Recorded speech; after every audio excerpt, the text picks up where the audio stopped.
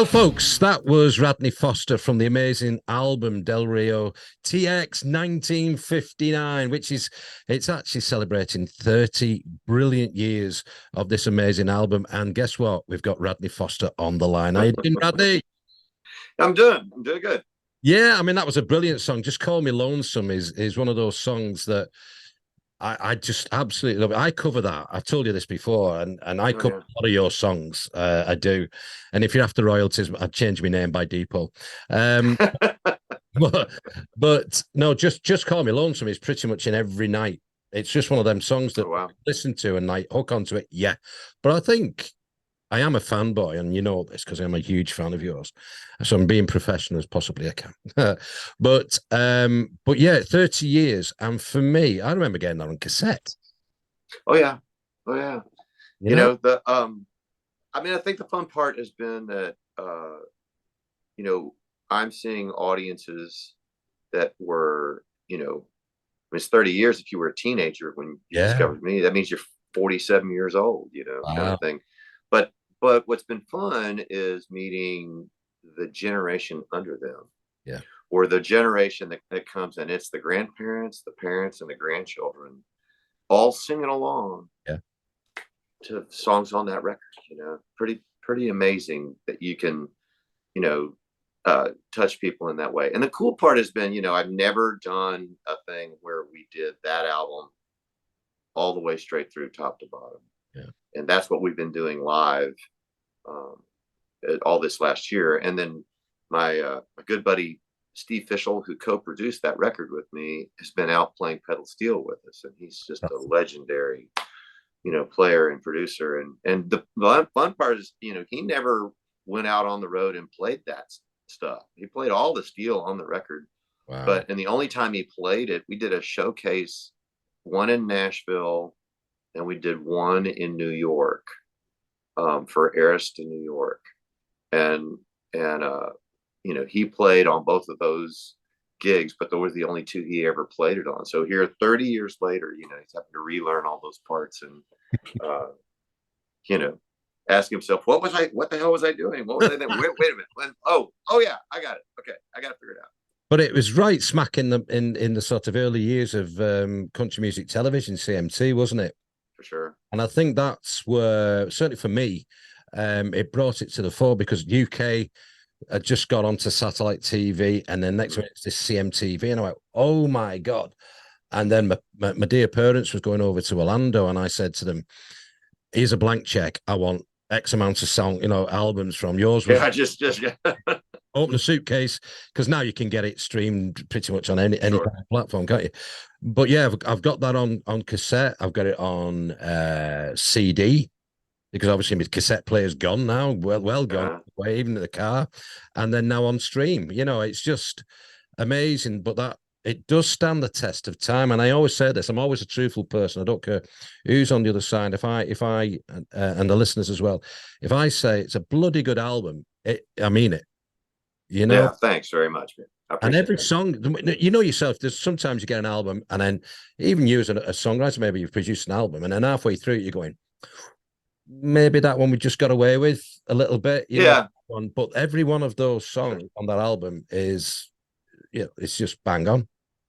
Oh, thanks very much. I think that was, really intentional. One of the things that the guys at Arista Records said, um, even though it was financially a difficult time for me, Mm. they, they were like, just be patient, because nobody's screaming for a Radney Foster solo record, and let's just make sure we have absolutely the, the 10 best songs. And I walked in with probably 40 songs, Mm. and then I kept writing probably 3 songs a week for another 10, 15 weeks. So I would bet it was close to 80 or more, maybe even 100 songs that we were weeding through. And really, you were talking about Just Call Me Lonesome.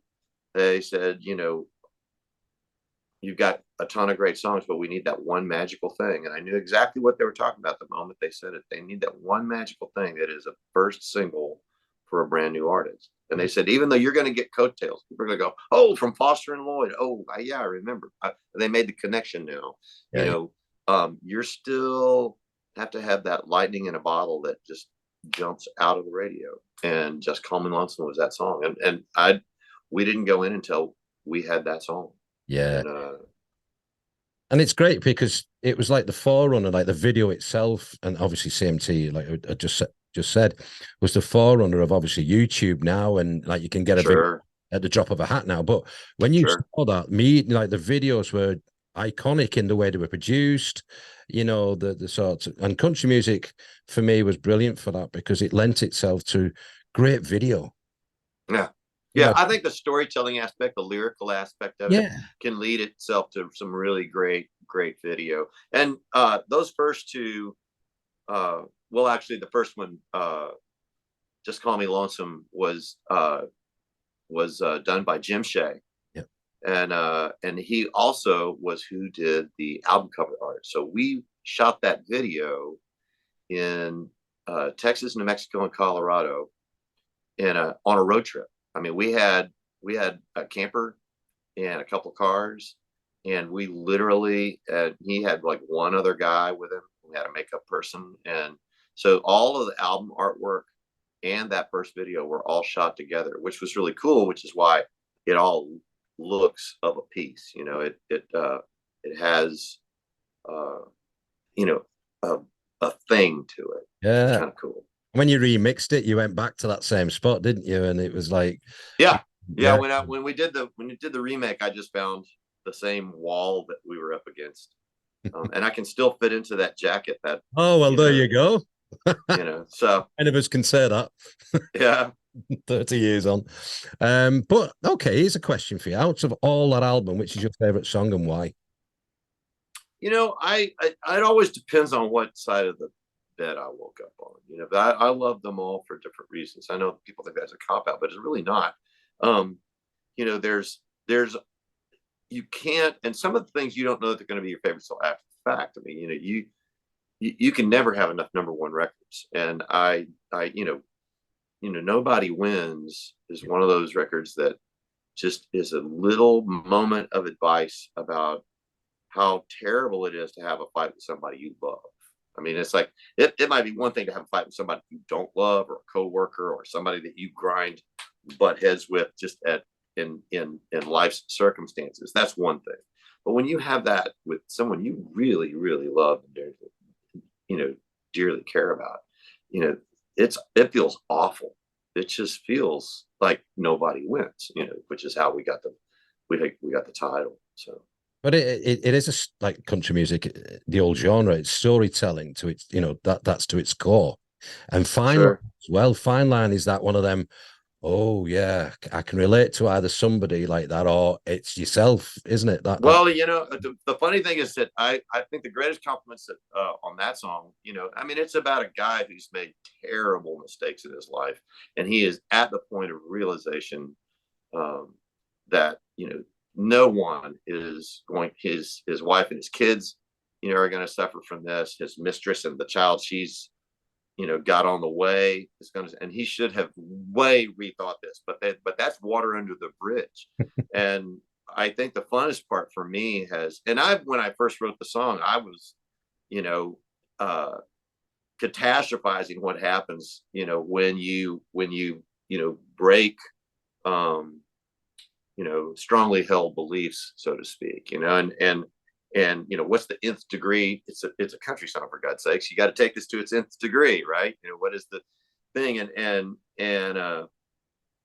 I think that the the thing that let me know that it was uh that it was gonna speak to people was when women would come up to me after, and this is before I had recorded the album. I'd be opening for somebody. I'd spent a lot of time opening for Mary Chapin Carpenter, for Vince Gill, which in theaters. They yeah. were at the 2,500 to 5,000 seat theater stage, and so I would ride the bus with them, open up, and I was doing that song, and over a weekend with Mary Chapin Carpenter, and I remember every single night some woman came up to the autograph line, you know, Yeah. at the thing, and I didn't have anything to sell but, you know, T-shirts, and they said that a fine line song, or nobody's getting out without a broken heart song. I said, yeah, yeah, yeah. So they said, you made me feel sorry for that SOB. You know, it's like I had empathy for a guy who I would hate. And I said, well, maybe that was kind of the point. You know, it's like, how can I make you realize it's like everybody has feelings in this thing. But one of the great songs I've covered is Closing Time, because that in itself is a story. You know, you can just close your eyes and just imagine Yeah. the old story from start to finish, which is a sign of a great song. I mean, some of the songs now you hear in the charts, which I won't go into, you're like, what? Okay, you like whiskey, right? Okay, we get that. We had that. And there's a truck. Okay, we've got a truck. We've got whiskey. What else is the story? You know, or you Right. bales of hay. Okay, we've got that. But then you look at the next song and it's, yeah, we've got bales of hay, we've got a truck, we've got whiskey. Oh no, we haven't got tequila this one. And it's like they've Yeah. lost away some of the artists now, you know, which I always liked, you know, I always loved the storytelling aspect of hmm, songwriting. You know, there are story songs that are on that record that I, and have been on every record I've ever made, that I knew were not going to be the first and foremost to get played on the radio, but that also might be the thing that made someone fall more in love with that collection of songs than anything else. And for me, you know, Closing Time was all about um, the loneliness and the emptiness of loss yeah, and being stuck. You know, how, you know, what is it to be stuck with that broken-hearted feeling yeah, for years, you know? Um, and the you know the interesting part about it is drinking song that never mentions drinking. exactly. It gives You you the know, it's about the emptiness of what he feels. You know, he's sitting in the bar drinking, yeah, but you don't know how drunk he is or not drunk he is. It's just the only way he can escape that empty house and that empty feeling is yeah. to people watch in that room. You know. And that's what I mean. That's what makes the album classic from track one to, you know. But it's also, I mean, other people have covered your songs over the years. Obviously, Sarah Evans did a great job. I love what was it? I've just got lost my mate train of thought. Then, what is it called? Anyway, off the Another Way to Go album. Uh, Oh, uh, oh, real fine be place a to fine start. place to start. I just I'm getting old. It's all good. But yeah, and also the Chicks have covered, haven't they? And Mm-hmm. I saw the Chicks last Tuesday in Manchester here in the Northwest, Oh wow. Mara Morris, and they didn't sing it. I was really disappointed. I thought, Uh, you know, they do some nights and they don't some nights. I know that yeah, the last time uh, uh, they played a show with, I think it was out, it might have been Hardly Strictly Bluegrass out in California. yeah, And Emmy Lou Harris was on the same bill, and they got Emmy Lou to come up and sing with them on it. wow, Uh, and somebody sent me a little piece of video, and I talked to Emmy about it. And it was you know, awfully kind of her to, you know, yeah. you know, pop it on to me, you know. They know they've just extensively done the UK, but also they just supported Bruce Springsteen in London for a couple of days. That was quite, Oh wow. yeah, including some friends of mine in the British music, British country music as well, which was iconic for us lot over here. But yeah, I mean, and also you've covered some great songs, and I mentioned this to you before, and I love these versions of "Just Call Me Lonesome" and "Running Kind."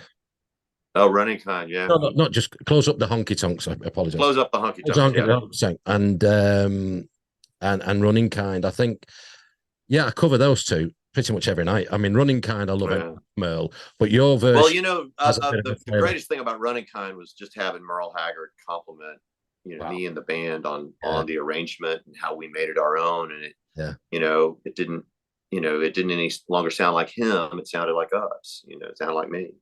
And he actually loved that guitar lick so Oh, much that he got my guitar player Mike McAdam, who wrote the lick, to teach him how to play.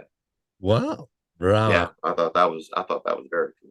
No, But I love that lick because I mean the Merle's songs is great, you know, and I think I do a medley sometimes of different Merles, and I throw in Running Kind in with just the acoustic and stuff. But I do love, like I said, that guitar lick is that's it. You're hooked yeah, to it's a it. hook, right? Yeah, Yeah, that's yeah. the reason they call it a hook, right? That's there's a reason for that. Why is that?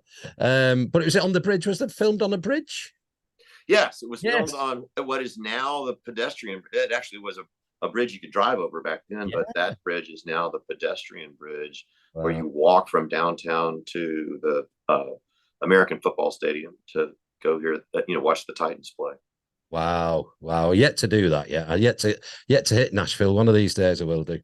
But also, and again, thank you for that. You sent the book, and you know, for you to see the stars and the book, Yeah, and I've told so many people about it in the industry that and my radio and all that, that to get it because it's brilliant because it, like say, each song relates to a chapter, and it's just great how that thought process came well, about. thanks very much. You know, and I really, really enjoyed, and thanks for the autograph as well.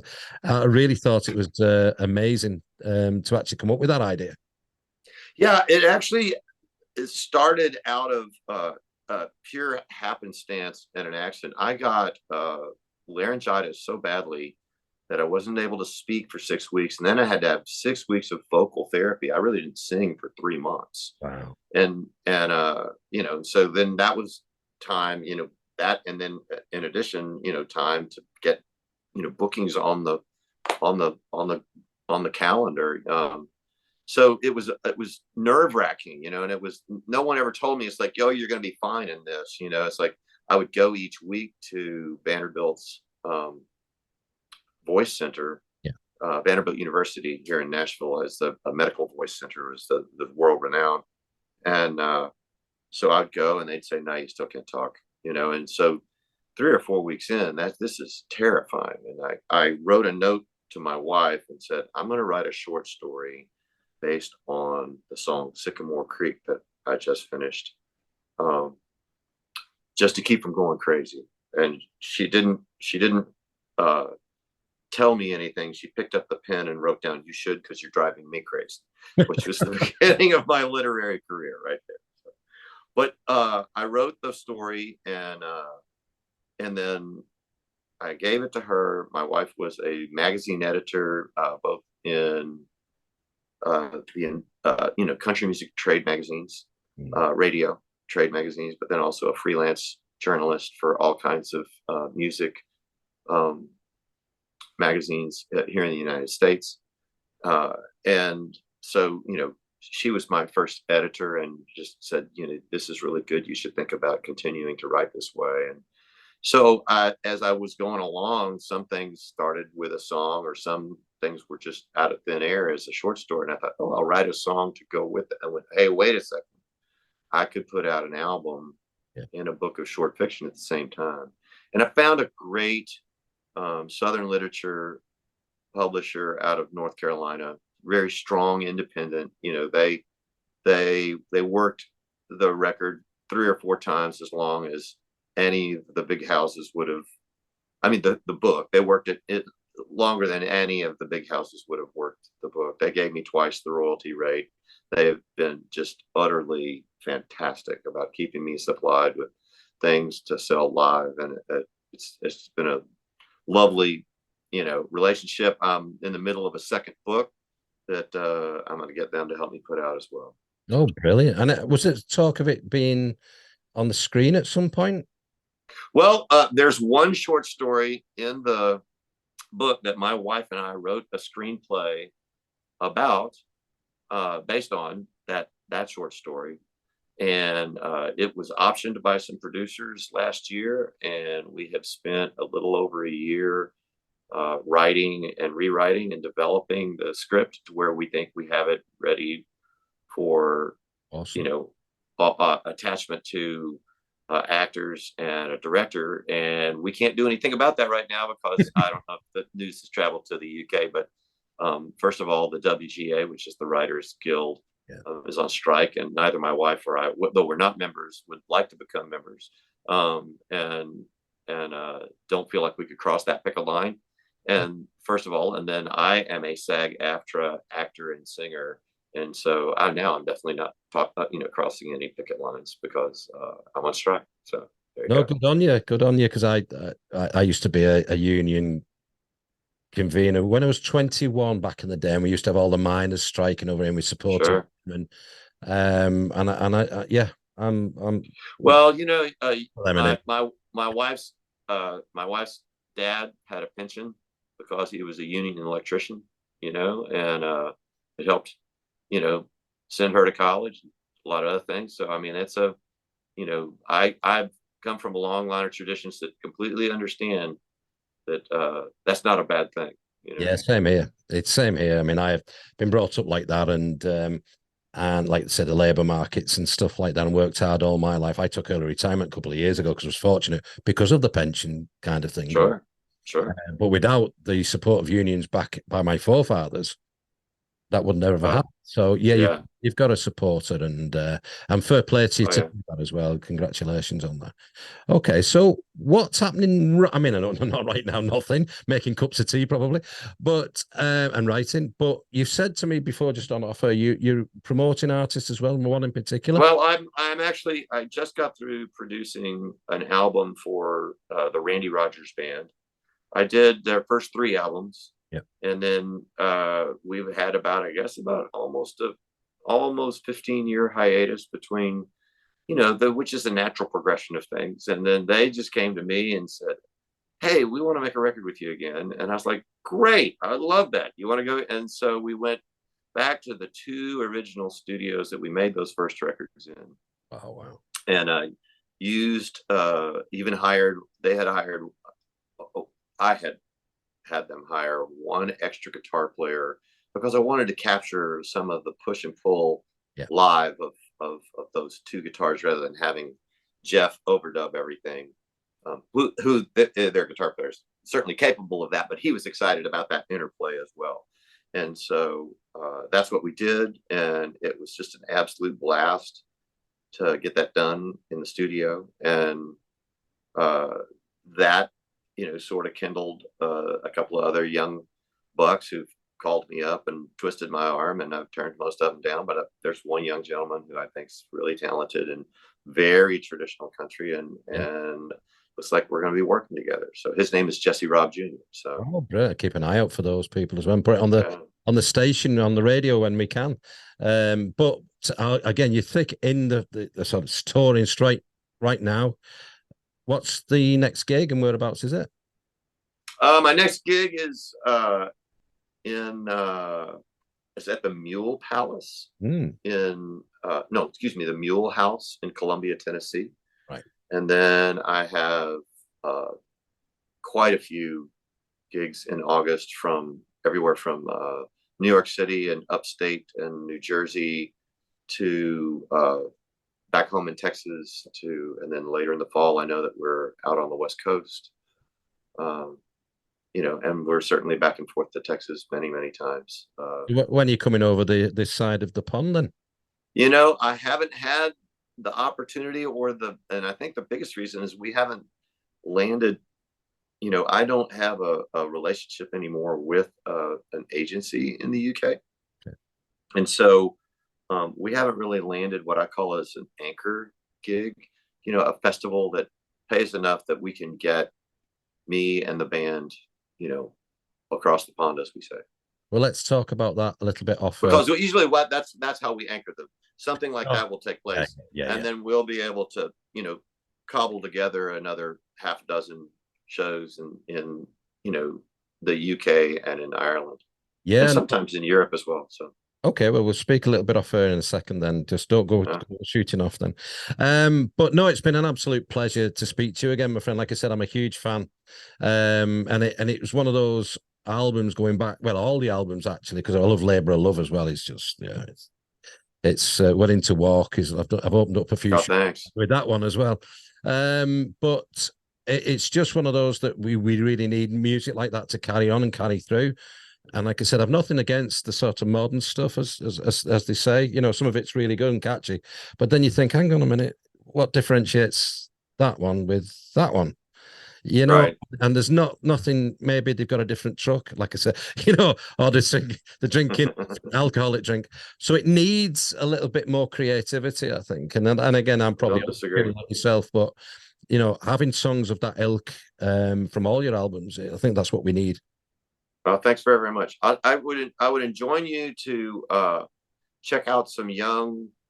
Uh, well, first of all, the Randy Rogers Band. Randy wrote a really phenomenal group of songs, and Yeah, that record is stands as tall as anything that they've ever done, and it is absolutely traditional and absolutely still has that rock and roll edge that they always bring to it. yeah. There's a young man named William Beckman who is just barely scratching the surface, but is blowing up in Texas. He's 27 years old. He just played his second show at the Opry that my wife and I got to go see, and he's played 2 shows at the Grand Ole Opry and had 2 standing ovations. Wow. So, I mean, this kid has got an amazing baritone and is a real crooner, and writes great songs. So, So take a gander on YouTube, William Beckman, again, and sings as beautifully in Spanish as he does in English. I And he's a love Spanish. yeah, But yeah, I mean, if there's a possibility, if they ever want to come on the show, you've got obviously got my email address now. sure. I'll Tell let them him know. the line, and they're more than welcome because I mean, I do a lot of promotion for UK talent over here with the British Country Sure. Association. I do a like head of media with them and do all the interviews for them and festivals. Hence, that's why I said don't go running off. And but also we like promoting throughout the world. I have a strong link in Canada as well. Hmm. I'd interview a lot of artists from Ontario and stuff like that. Sure.